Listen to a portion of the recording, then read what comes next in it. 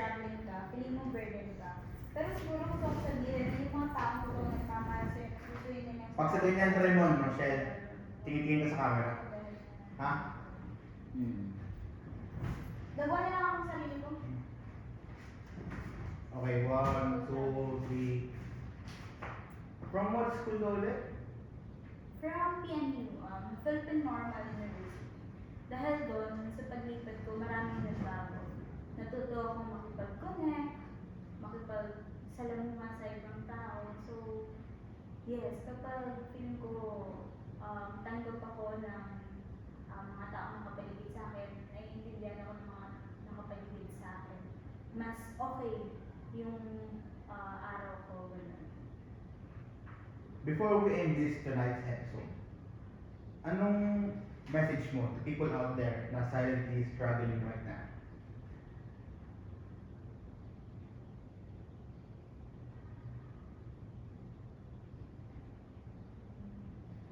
Okay. As I can, or as I say kanina, no, changes might actually be hard for someone with depression, pero I can assure you that it can somehow lead to much better situations, ganyan. And for all those people, individual who's also struggling like me, siguro intindihan natin, no? Wait lang, mali yan. Pero doon na, i-admit mo na yun. May hininga naman ako. Hindi ka makakat yan kasi isang camera lang yan eh. Saan lumipat sa amin eh? Uli ko na lang. Okay. Ito, mag-internalize lang ako.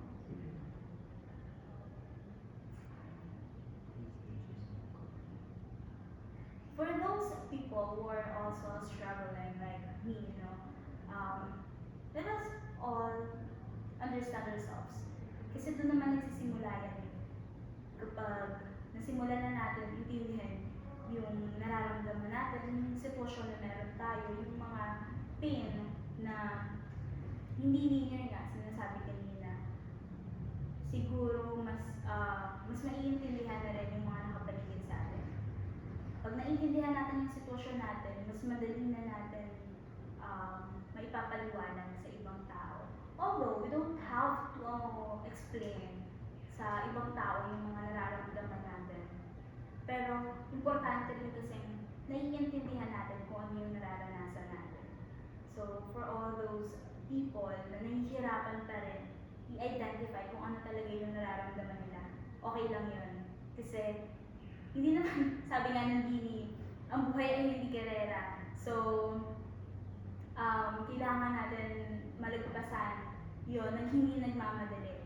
No? Walang nagmamadali. Sabi nga kanina, it's okay to not be okay. Lahat ng nararamdaman natin na feelings, emotionally, mentally, lahat yan valid. And pinaka-importante din, no, yung effective support system natin. Piliin natin yung mga taong alam natin na naiintindihan din tayo. Hindi natin mapupush yung mga tao na intindihin tayo. Pero wag natin din kakalimutan na may mga taong nagmamahal sa atin, mas naiintindihan tayo. Wag natin isipin na yung mga taong hindi nakakaintindi reaction. Gusto ko ng isang line na dulo. Gusto ko ng closing remarks. Thank you, Che. Seriously. And sa mga nakikinig ngayon, wherever you are right now, sana kung ano yung binibigay na kindness mo sa sarili mo ay sa world, ay pala. Difference. Sabihin mo, magano lang siya. After ka siguro. Wait lang, isipin mo ako. Baala ka. 1, 2, 3. Thank you, Che. Seriously. And sa mga nakikinig ngayon, wherever you are right now, kung ano yung kindness na binibigay mo sa mundo, eh sana, mabigay mo rin sa sarili mo. Ulit-ulit mo sasabihin na, it's okay not to be okay. Let yourself feel all of the emotions na kailangan kailangan mo pagdaanin yung progress na yun. And kung may tumatak na sa'yo sa kung ano sa episode na to, sana alalahanin mo palagi na hindi mo kailangan i-carry ang isa. That's right, I agree. Thank you so much po, Ate Shet, and we really appreciate your time and effort for being here and the openness that that you have for this conversation. And sometimes talaga, healing starts with an honest conversation. Yeah, this is between the lines, the broad podcast rather, for the thoughts we bury, the emotions we struggle to explain, and the truths that are hidden behind every okay lang ako. We're your host. Hindi, mag-ano muna siya. Pero okay na. Closing remarks. Ito na naman, ito lang, diba salita ako. Mm. Tapos, isisingit, kung anong sabihin niya ngayon, isisingit dito. Okay, guys. Tapos si Kyle na. Okay. Tapos tayo nito. O, sabihin mo na. And for all those people naman na nakikinig at nanonood ng podcast ngayon, no, let us all remember, depression is not something na babaliwalain ng tao. Let us all be more understanding.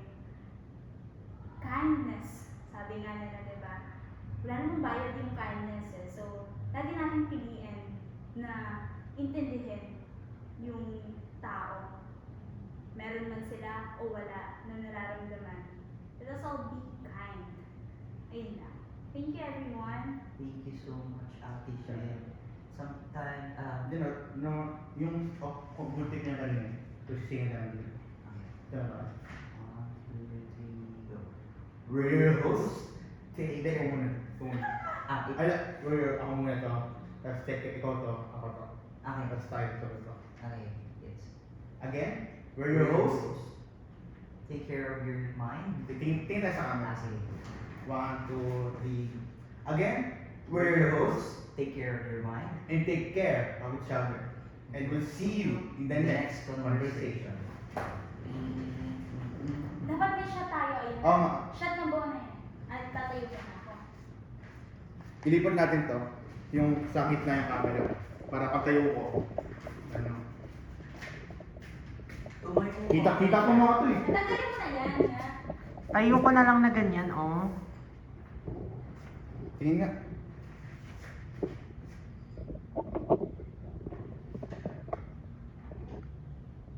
Ben, huwag maalog Ben ah.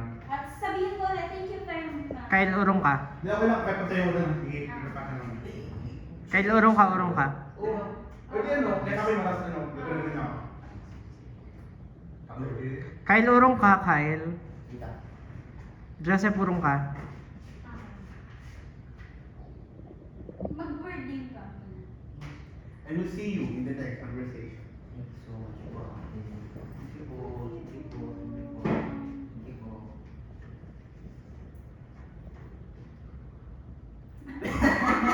Ano yun?